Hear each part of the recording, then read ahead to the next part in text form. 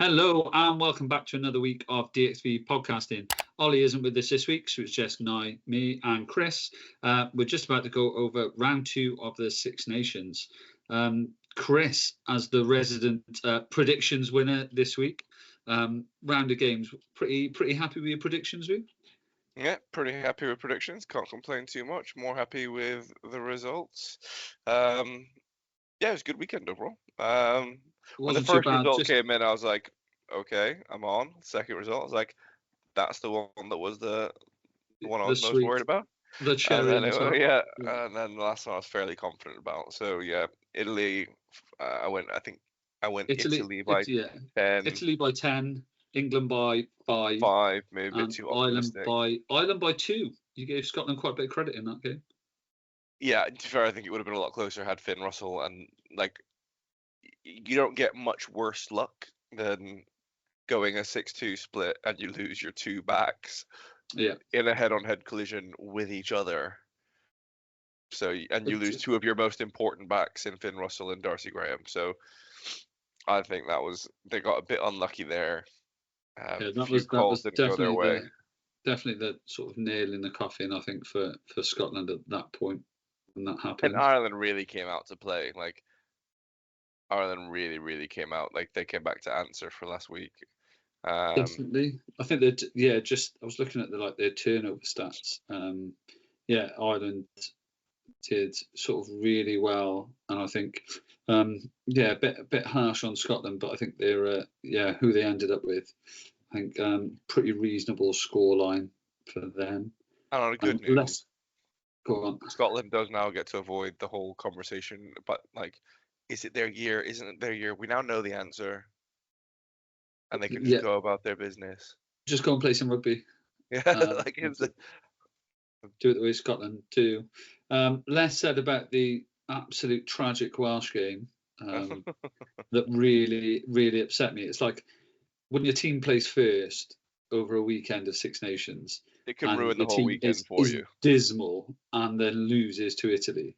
It's just absolutely sours the whole rest of the weekend in terms of watching everybody else play. To turn a positive spin onto it, because we won't labour the point about with Wales, because we know they're struggling. That's been well publicised and well talked about, and it's fairly obvious. But on a positive note, like I said to you, like Stadio Olimpico was pretty full, and for Italy, when Italy usually plays at home, like it generally is quite empty. I don't know, like that's always kind of the impression I've got from watching. I've never actually been, and it was actually fairly full because they've won some stuff recently, like. It's because the Italians are like, if we're going to beat anyone, that's Wales. And the Welsh fans are also sat there going, right, if we're going to beat anyone, it's Italy. They were drawing with Scotland last week at half time. So, like, it's not, and they beat them last year. It was good to see quite a lot of Welsh fans. Stadio Olimpico getting away to sort of Rome. Let's be honest, for everybody, sort of their favourite away game, if you can get yourself over to sort of Rome for a weekend.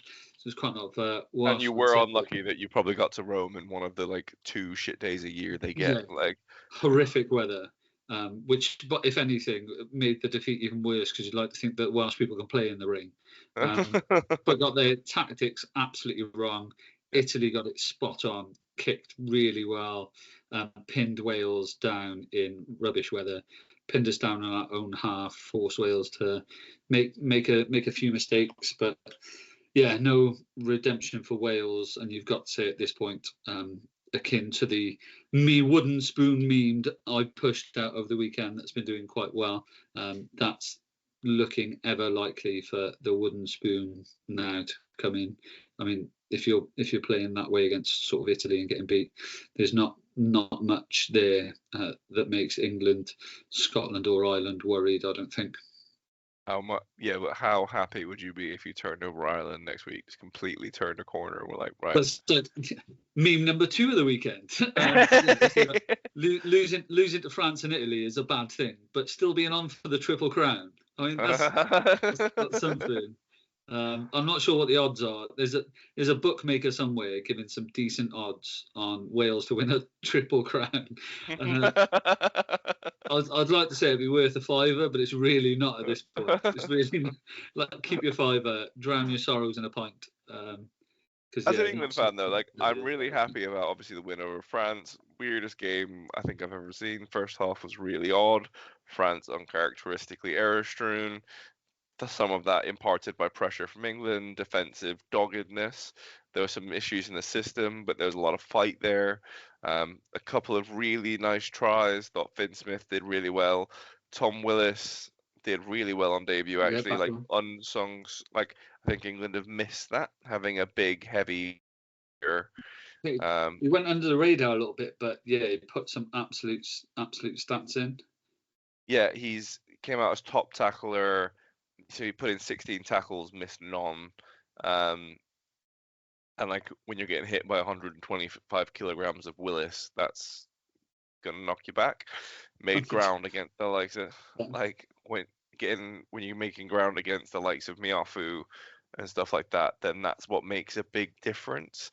And he carries in the tight, right? Like Benerl, for all his dynamism and explosive pace and footwork, he's not really a carrier in tight confines where he's going to get hit, but I need you to make I need you to make the meter. He's right? not the Don Brandt that big ball in slow. Yeah.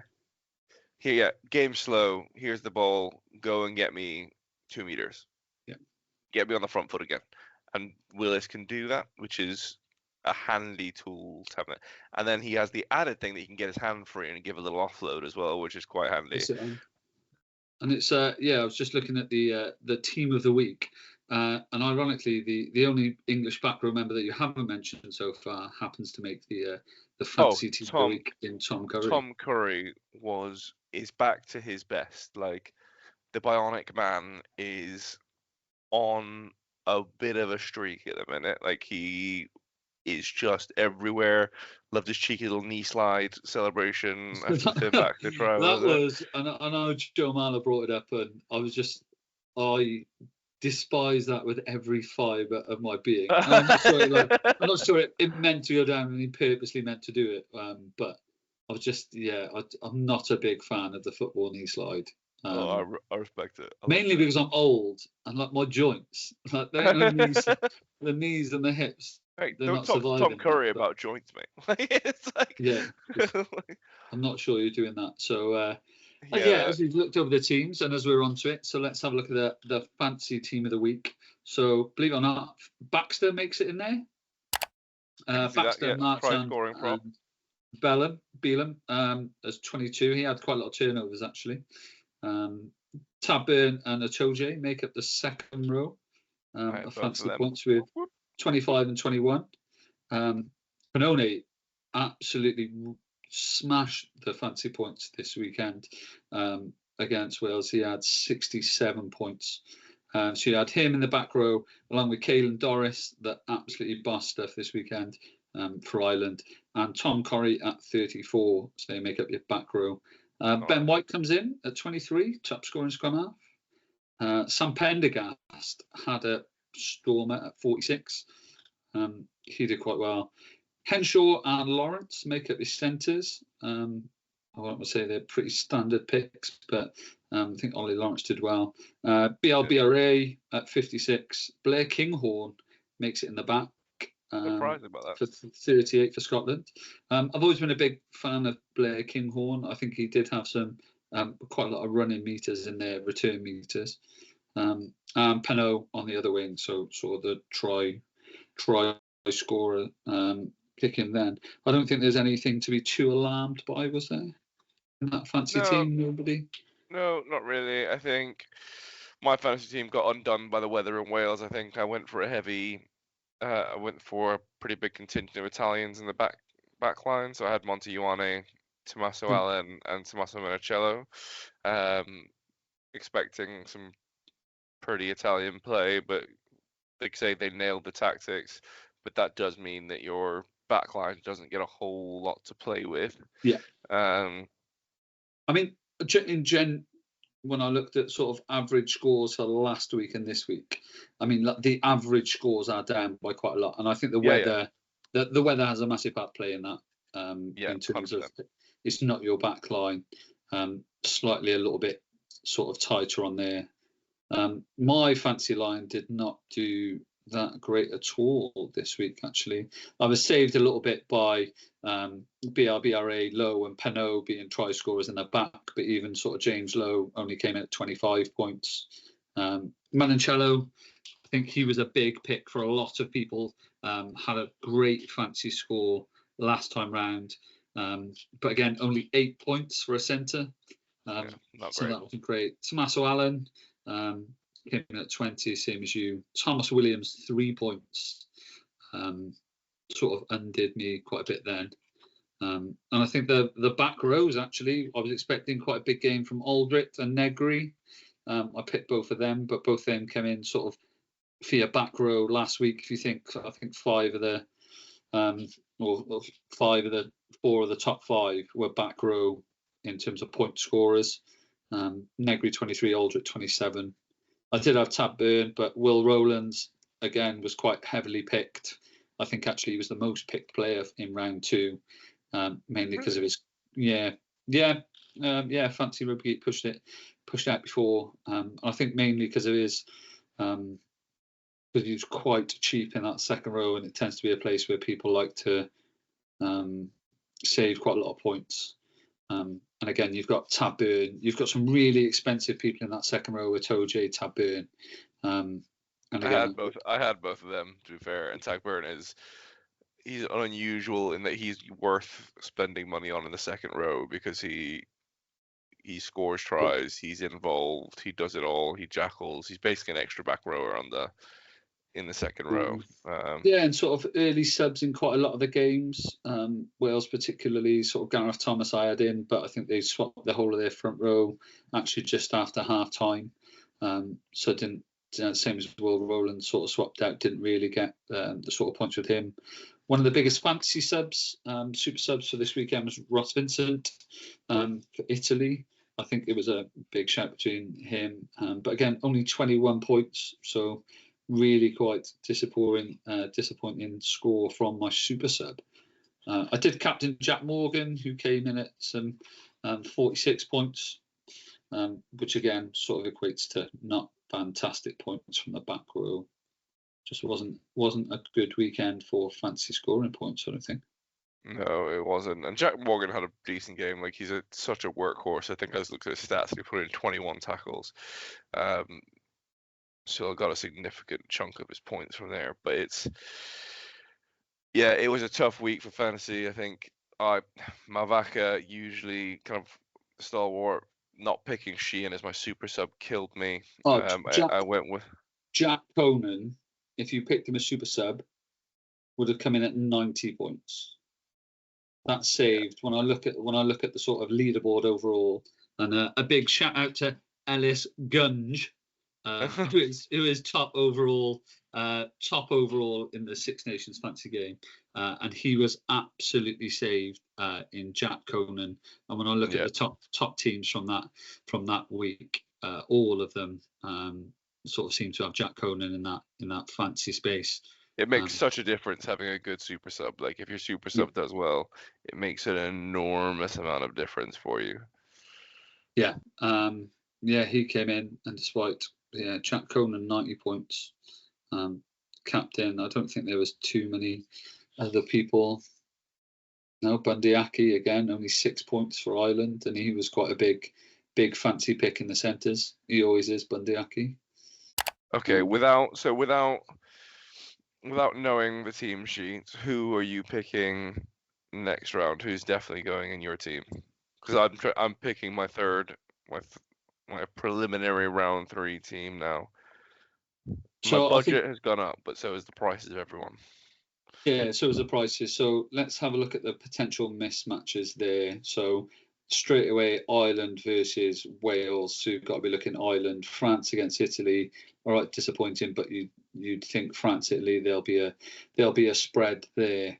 So I think you have to be looking at that Ireland back line. You have to be looking at sort of Lowe, etc. Always gets himself.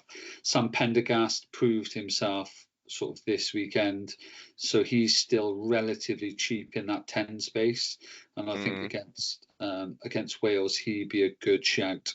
At the same time, the France sort of Italy space, You've got your, I think, standard picks for most people: BRBRA, Ramos, Pano, against sort of Italy. Any of their backline space will be pretty good in the backs.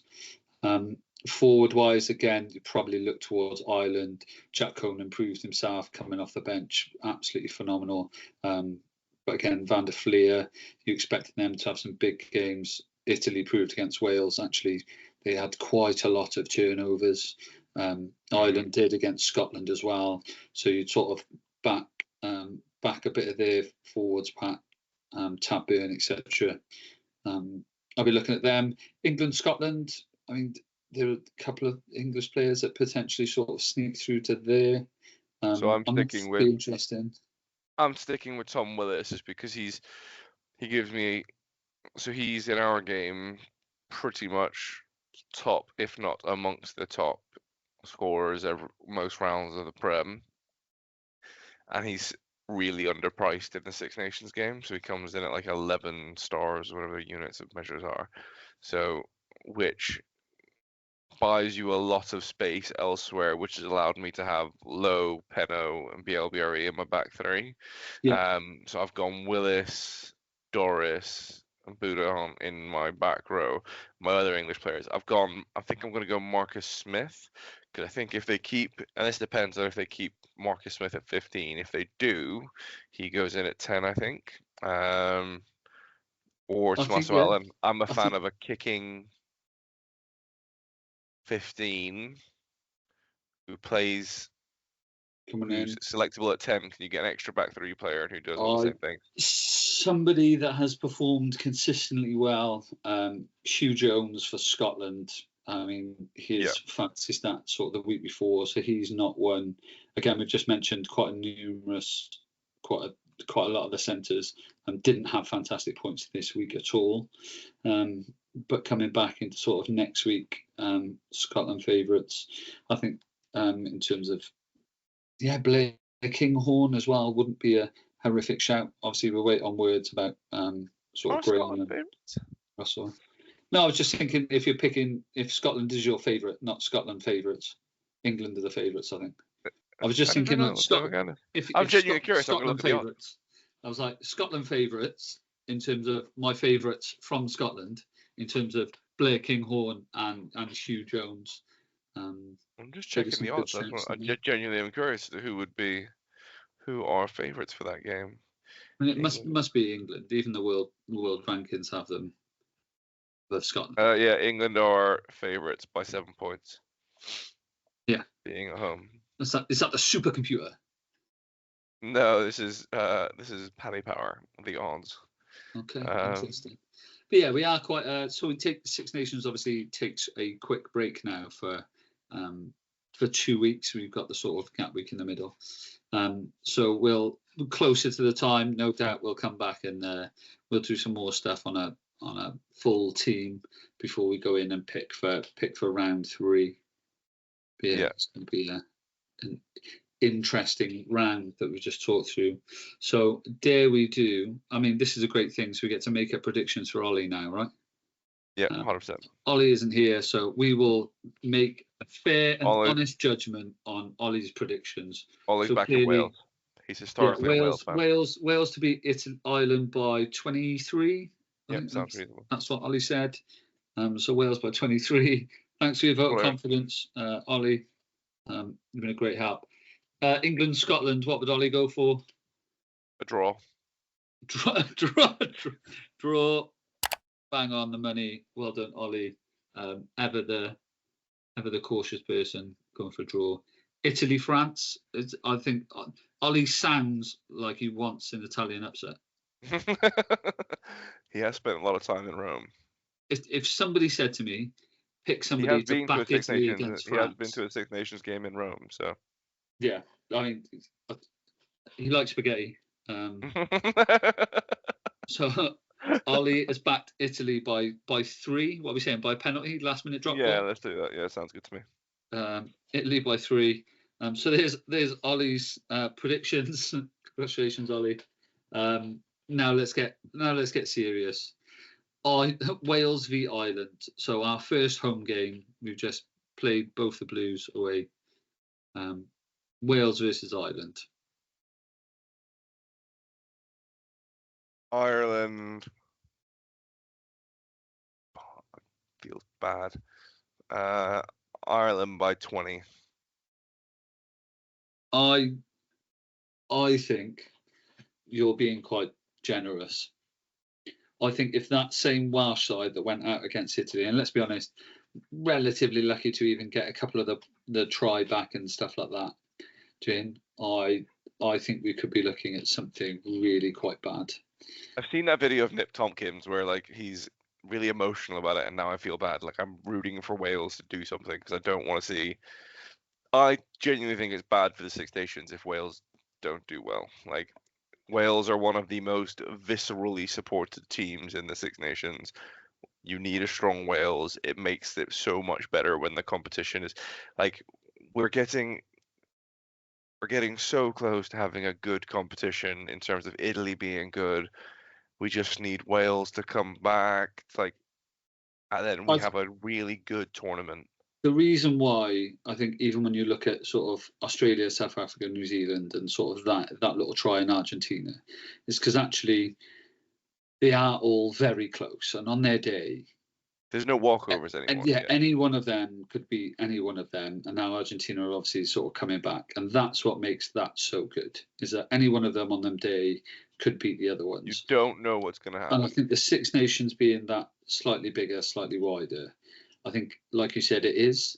So I don't know the last time. I'd have to go back and look at some Six Nations stats about the last time everyone finished so close. Because I can remember this sort of back when I was a kid, like the Five Nations days, when there would be people winning it on sort of tries scored. So like points for, against, and sort of winning a Six Nations just on that because everybody was so close. Is that you'd go out and you'd win 2 and lose 2, and everybody else would go out and win 2 and lose 2, and everybody was. Obviously, it's harder now with the Six Nations with the bonus point scoring system, etc. But yeah, that's what you're hoping.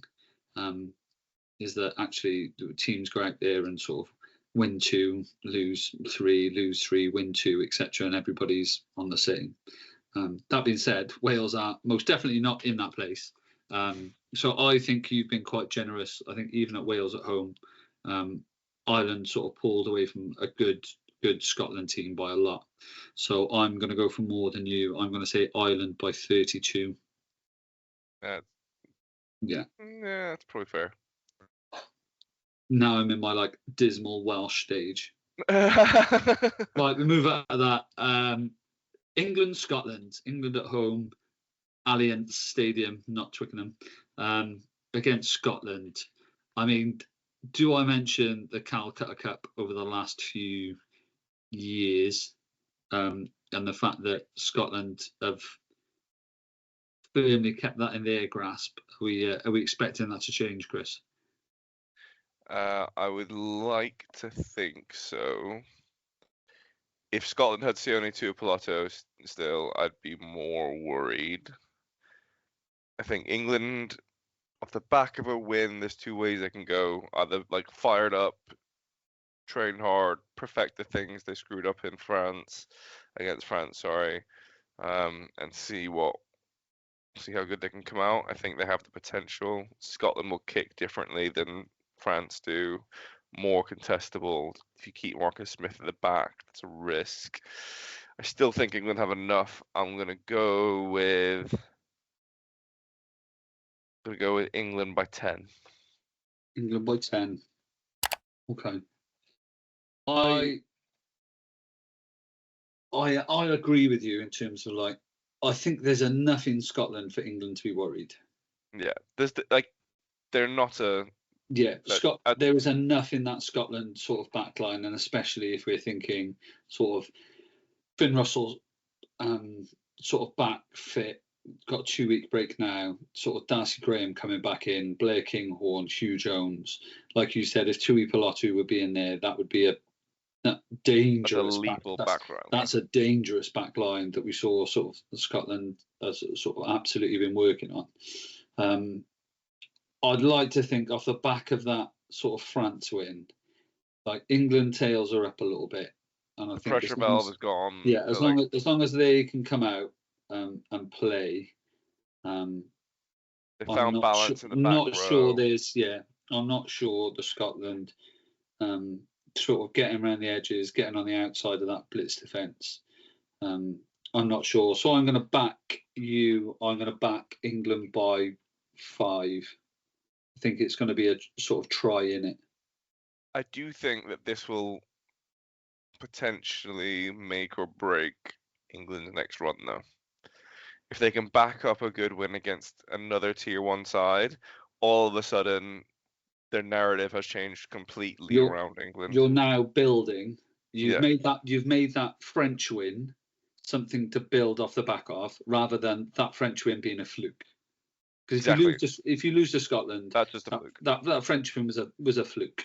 And the narrative turns again, and it turned all the positive you hear this week about how we won turns into another firestorm of a whole other story about England fluke to win against France. Well, we did France was terrible. Scraped the win against France, blah blah blah, and then lost to.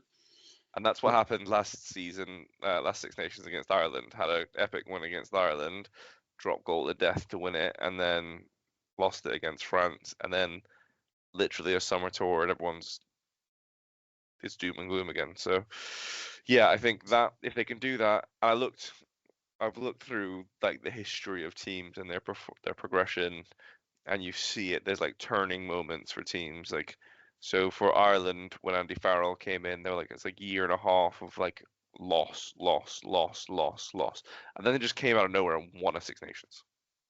Yeah, and I was like, cool. Like, so that was kind of like their turning moment, right? It was like, got it, yep, smashed it, and then they just went on and kept winning.